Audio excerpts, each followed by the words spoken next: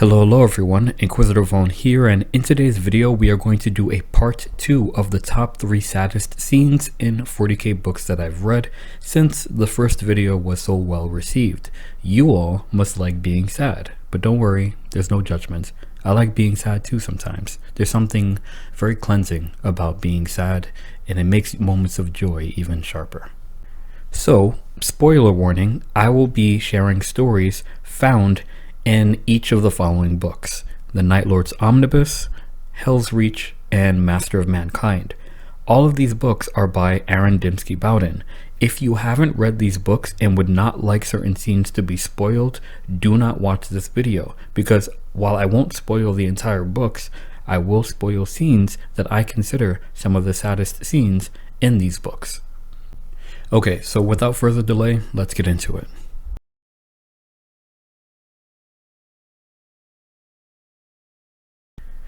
The Night Lord's Omnibus is an amazing book. If you've been a part of the Warhammer 40k community for a few years, someone has probably recommended it to you. On the tabletop, I am a loyalist, so at first I was very skeptical about reading a book focusing on a legion of traitors. But eventually I decided to give it a try after being recommended by one of my friends who also plays the Night Lords and who let me borrow the book from them. And let me tell you, the book was so good that it almost turned me into a traitor. Actually, now that I think about it, it did turn me into a traitor, because after I read that book, I started building a small force of Red Corsairs. And you might be wondering, how does that connect? Because the Red Corsairs are featured in the book. So the Night Lord's Omnibus follows the exploits of a Night Lord's warband called First Claw. They were all veterans of the Long War, and they all fought during the Horus Heresy, originally a part of the 10th Company of their legion before it dissolved into various warbands. The main Night Lord's character is Talos Valkorin, who is kind of the squad leader of First Claw, but not officially. He inherited the position, so basically they just follow him because he's the one who's leading. The Night Lords are the darkest of the dark Space Marine legions. They were evil even before the heresy, but they served a purpose that the Emperor allotted for them. They were to be murderers, they were slaughterers, they were torturers and killers that struck at night as the Emperor's vengeance for betrayal. Their Primarch was Conrad Kurz, who was the most insane Primarch out of all the Primarch projects, and if you're curious about his story, I recommend my Primarch project video that I made on him. But I say all this to say that the Night Lords are not the kind of Space Marines that you want to be around, and the Night Lord's Omnibus is a masterfully written illustration of their perception of things. It's like a mix of Astartes indoctrination combined with the absence of morality, weaponized psychopathy, and the evil of human nature as a warrior template.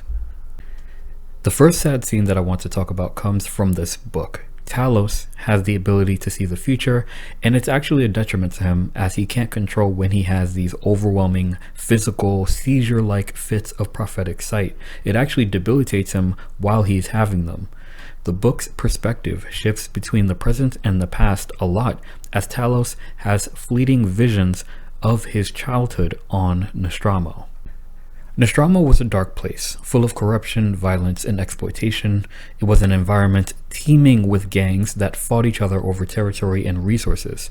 It actually was more profitable to be a gang member than it was to be a normal working citizen in the minds of Nostromo, because as a normal citizen, whatever little that you earned was robbed from you by the gangs.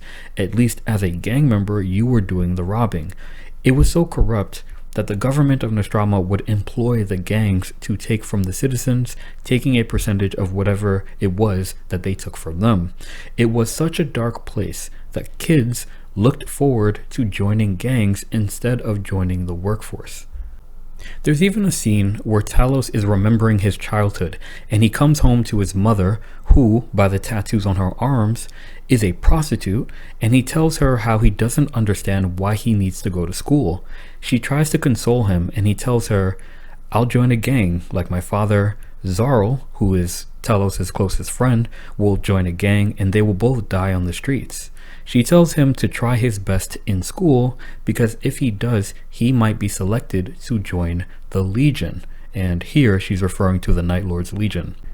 She says that if he is selected to join the Legion, he will become a knight, a hero, and he will never have to come back to Nostromo. In this way, she encourages him and convinces him to try his best in school. Fast forward, and Talos is eventually selected to join the Night Lord's Legion. He survived implantation and he is taken from Nostromo on the Great Crusade with the rest of the Legion. 20 years have passed by. The Legion would eventually return to Nostromo for a military parade. Talos is marching with the Legion as part of the procession, and the citizens of Nostromo look on at the Legion. Suddenly, out of nowhere, a woman says Talos' name.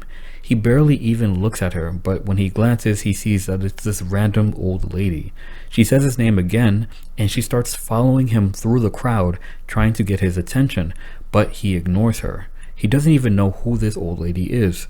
Finally, this lady breaks from the crowd and tries to get to Talos, but she is shot down by another Night Lord, and the procession continues. When they get back to their ship, Zarl, Talos' childhood friend, who was also inducted into the Legion, sits next to Talos and says something along the lines of, "I know that was difficult, but you did good." And Talos is like, "What are you talking about?"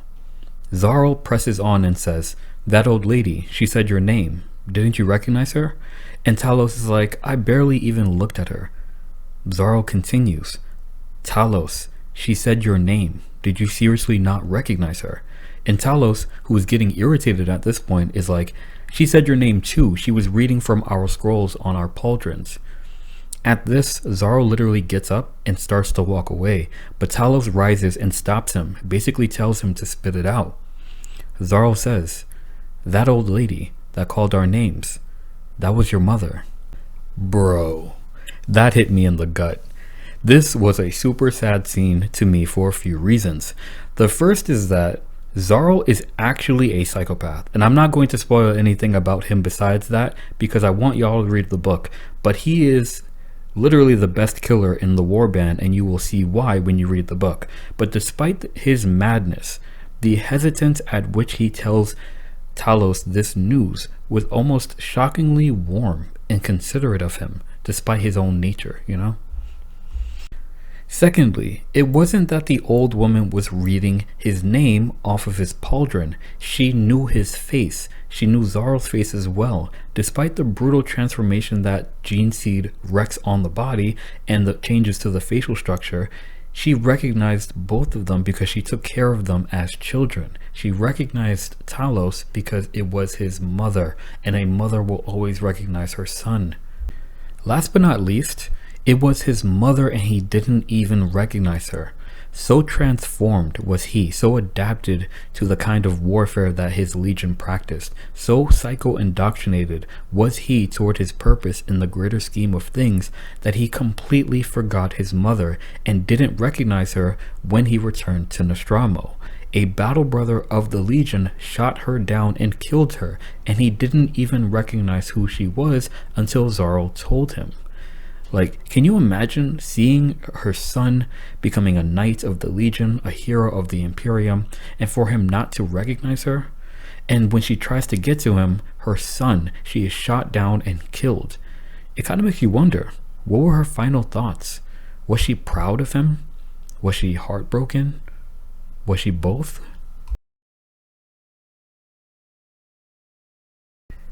Hell's Reach is one of the most iconic stories of the Warhammer 40k setting because of the main character being Reclusiarch Grimaldus, who is sent to Hell's Reach on Armageddon with a squad of Templars to lead the resistance against the massive orc invasion happening on the world. At first, Grimaldus doesn't want to be on the world and kind of feels wronged by his deployment onto it instead of being allowed to take part in the void battle above the planet.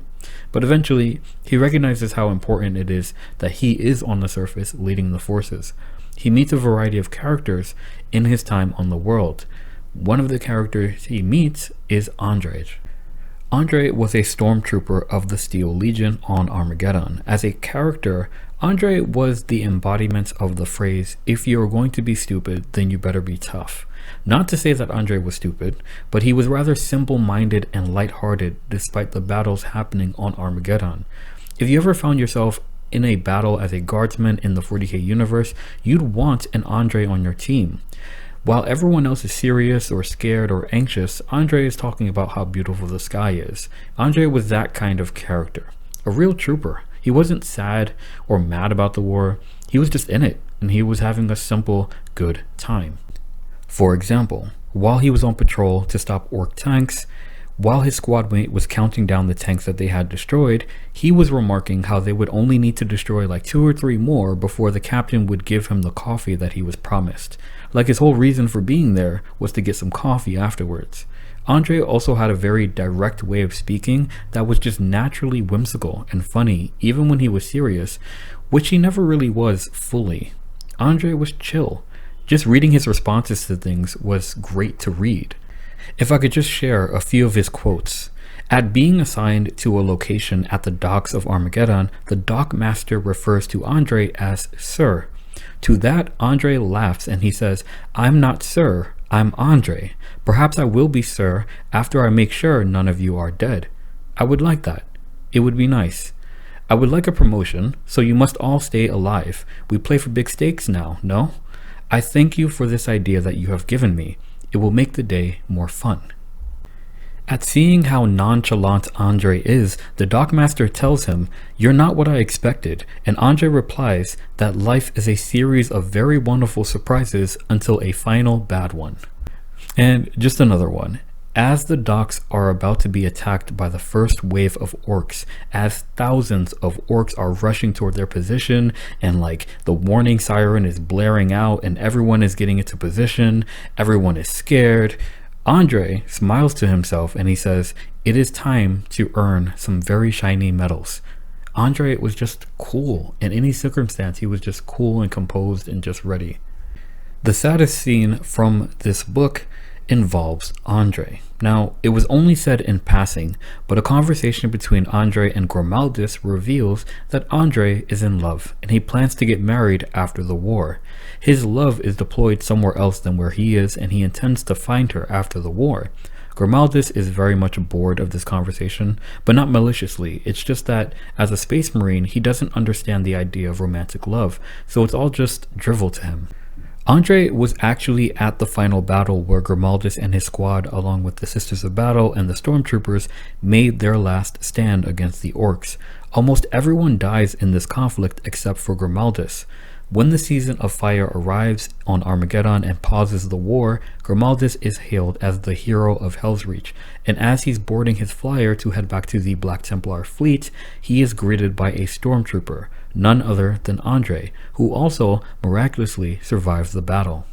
Gormaldis already has trouble understanding regular humans and their sense of humor, so talking to Andre is confusing and frustrating because the way Andre speaks, Gormaldis can't tell when he is not joking. Andre says that he is very sorry to have survived the battle and that he and those of his squad who also survived will tell no one that Gormaldis wasn't the only survivor. Gormaldis, who is struggling to have a basic conversation with this human, asks Andre, "Your friend, your love, did you find her?" And Andre, whose smile becomes a fraction smaller than what it was previous to that question, answers, "Yes, I did find her." The conversation continues, but Gormaldis notices that Andre's smile becomes frail and false after the question. Even when Andre laughs at a response from Gormaldis, Gormaldis hears how hollow it is and sees that Andre's eyes are like glass since the question was asked. And it really doesn't hit you until a few sentences later, but you realize that Andre answered a different question than what was asked. Gormaldis asks if he found his love, because the last time Andre talked about it, he was talking about after the war, he was going to find his love and they were going to get married. And so Gormaldis was asking if he found her in the context of them going to get married. Andre answers the question directly, "Yes, I did find her." But Gormaldis doesn't understand that Andre is saying that he did find her, meaning he found her dead body. And that hurt, especially for a character as enthusiastic, humorous, and chill like Andre. Still though, he managed to put up a good face and project good spirits despite being devastated at losing the love of his life and finding them on the field of battle, gone.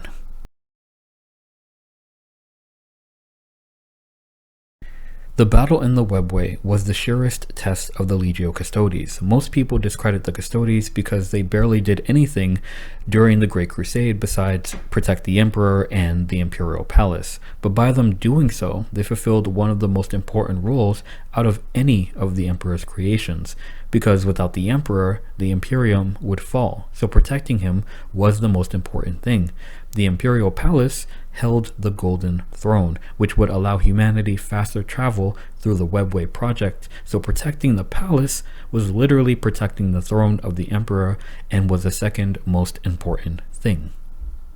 Magnus would mess all of it up when he astral projected through the webway and broke into the Imperial Palace through the Golden Throne. By him breaking into the webway, the warp poured into it, and by him breaking through the Golden Throne, he gave demons of the warp access to the Imperial Palace and Terra itself. This was the moment that the Custodes were made for. The Custodes rushed into the webway, facing tides of demons in defense of the palace for 5 years. 5 years of constant fighting. By the end of this fighting, 90% of the Custodes were killed. That's how extreme this battle was. One of the books in the Horus Heresy series goes over what happened in the webway, and it has another one of the saddest scenes I've read in the series. The book is called Master of Mankind by Aaron Dembski Bowden. So, for some context, there was a custode named Ra Endymion. Ra Endymion was one of the original 30 custodes made during the Unification Wars. His mother was Koja Zu, the minister of the Anuitan Steppes, and she was killed by Constantine Valdor for stealing water from Terra's last ocean. I talk a bit about the Custodes in my video on the Legio Custodes, so if you're interested, definitely watch that. But Ra would be taken and turned into a custode. He was a successful custodian who earned hundreds of names and led a squad of custodes called the Lords of Terra. Ra would eventually become a tribune, or an advisor to Valdor, and as tribune, he was not allowed to fight in battles anymore as his strategic value was way too high to be lost in conflict. But during the war in the webway, he had to fight. All custodes present had to fight. That's how serious the situation was. Ra was also unique in that the Emperor kept him near and shared with Ra not only his own childhood, but showed him the future of the Imperium that could be, the future that he was striving for. As far as we know, the Emperor hadn't even shared that with Valdor. The Emperor entrusted Ra with this information, but this information came at a price that Ra was unaware of. In the beginning of the war in the webway, the Emperor had to sit on the Golden Throne to use his psychic powers to keep it operational. Once enough psykers had been gathered throughout the galaxy, he was able to rise from the Golden Throne and fight in the webway with the forces there. The primary battlefield in the webway was called the Impossible City, called such because it didn't make any sense. The city was built in 360 degrees, so you could look up and see fighting happening on the ceiling, which was really just the floor, but it curved above you, and gravity kept the people on the ceiling up on the ceiling, but it was actually keeping them on the ground, but it was just above you. It was a strange place, but it was there that most of the fighting took place. And when the Emperor arrived, immediately he jumped into the fight with his burning blade that banished and evaporated demons around him. The custodes in the webway, including Ra Endymion, closed in around the Emperor to provide like a defensive barrier around him, and for a time, that's how the fight progressed, and the demons were getting slain. And then, Dracnian arrived. I mean, in truth, Dracnian had been there the whole time. He was taking possession of various machines that the defenders had and wreaking havoc. But it's when the Emperor challenged Dracnian that he felt compelled to fight him. Dracnian had been searching for the Emperor since its own creation.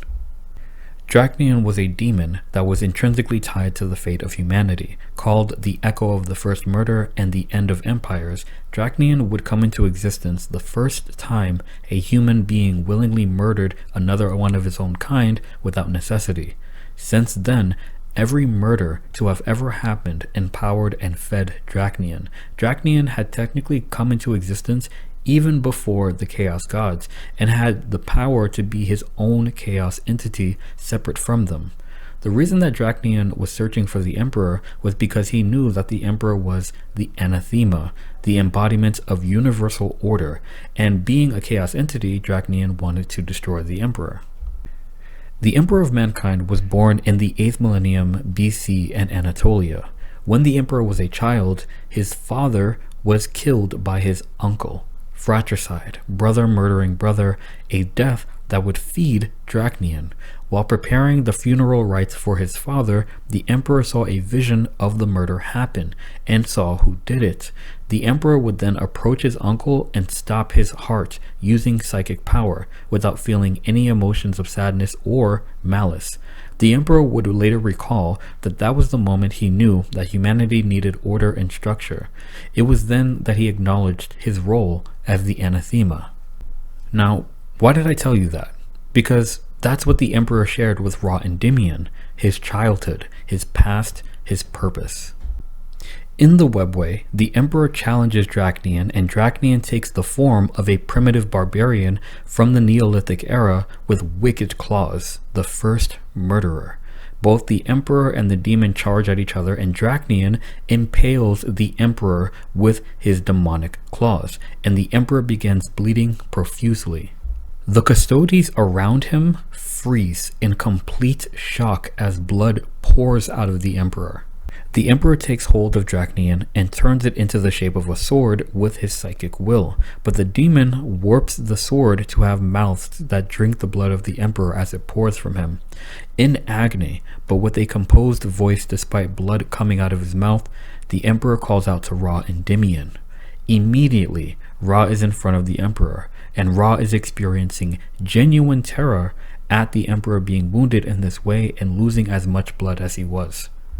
The Emperor calls out to Ra once more before taking the sword-shaped demon and pulling it out of his own body, but in the same action as pulling the sword out, the Emperor launches the sword with psychic might into the body of Ra Endymion. Ra collapses on his knees. He looks down at the demonic blade as it begins to feed off of the Emperor's essence in Ra's blood. He is in unbelievable pain. He's in excruciating pain. He looks up at the Emperor and he does something that no Custodes has ever done. He asks the Emperor, why? The Emperor looks down at Ra Endymion coldly, and it's then that Ra remembers that he already knows the answer to that question. Before the war in the Webway, before even the Great Crusade, the Emperor explains to Ra that he was showing him his past and the future to illuminate him, so that he would understand why he would be commanded to do the things that he would be commanded to do. Realizing this, Ra slowly rose from his knees. He couldn't look at the Emperor in the eyes. He understood that he was a Custodes and this was part of his duty. The Emperor's final command to Ra would be delivered psychically, and it would be to run.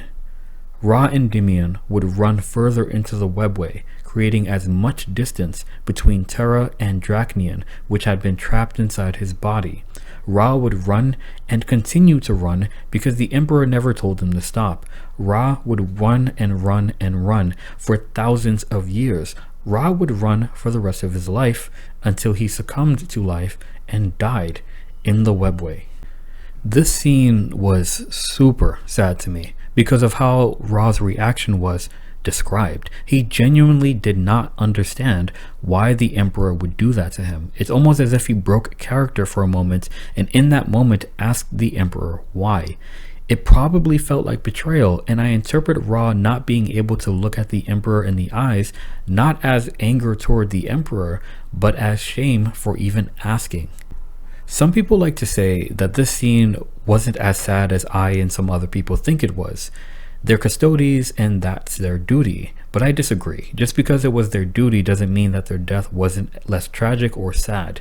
The Emperor knew from the very moment that he shared these visions with Ra that he would eventually do this to him, and Ra did not know, and the shock of it would be so much that Ra would do something against his own nature and ask the Emperor why he did it.